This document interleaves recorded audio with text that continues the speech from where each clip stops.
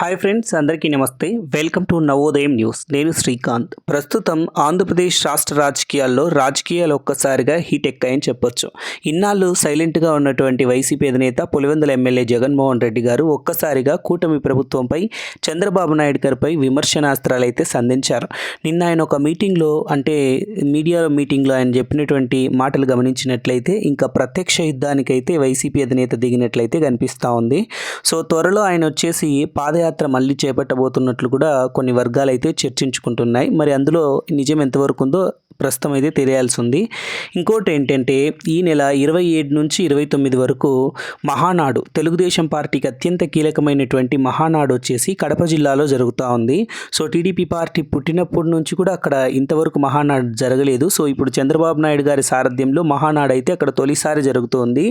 So ఈ party meeting వచ్చేసి అత్యంత ప్రతిష్టాత్మకంగా టీడీపీ పార్టీ తీసుకుంది. వైసీపీ కంచుకోటలో టీడీపీ పార్టీ ఈ మీటింగ్ పెట్టడం అన్నది వైసీపీకి షాక్ అనే చెప్పొచ్చు. సో గత ఎన్నికల్లో, అంటే 2024 ఎన్నికల్లో ఆంధ్రప్రదేశ్ రాష్ట్ర వ్యాప్తంగా టీడీపీ ఘన విజయం సాధించింది. అలాగే కడప జిల్లాలో కూడా అద్భుతమైనటువంటి విజయాలను సాధించింది.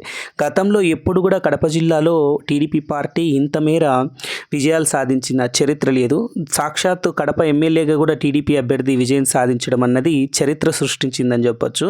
సో ఇటువంటి తరుణంలో కడప జిల్లాలో మహానాడు పెట్టడం ద్వారా వైసీపీకి సవాల్ విసరడం, అలాగే జగన్మోహన్ రెడ్డి కూడా నెక్స్ట్ టైంలో ఓడగొట్టాలి అనే ఒక గట్టి సంకల్పంతో టీడీపీ అక్కడ పార్టీ మహానాడు కార్యక్రమాన్ని నిర్వహించడం అన్నది జరుగుతున్నట్లయితే తెలుస్తుంది. సో దీనికి కౌంటర్గా వైసీపీ అధినేత పులివెందుల ఎమ్మెల్యే జగన్మోహన్ రెడ్డి గారు నిన్నైతే టీడీపీ ప్రభుత్వం పైన, అలాగే కూటమిలో ఉన్నటువంటి నేతలపైన సంచలన వ్యాఖ్యలు అయితే చేశారు. సో మరీ ముఖ్యంగా ఆయన మాట్లాడినటువంటి మాటల్లో మనం చూసుకున్నట్లయితే, అమరావతి విషయంపై ఆయన మాట్లాడిన మాటలు వచ్చేసి చాలామందిని ఆలోచింపజేశాయి.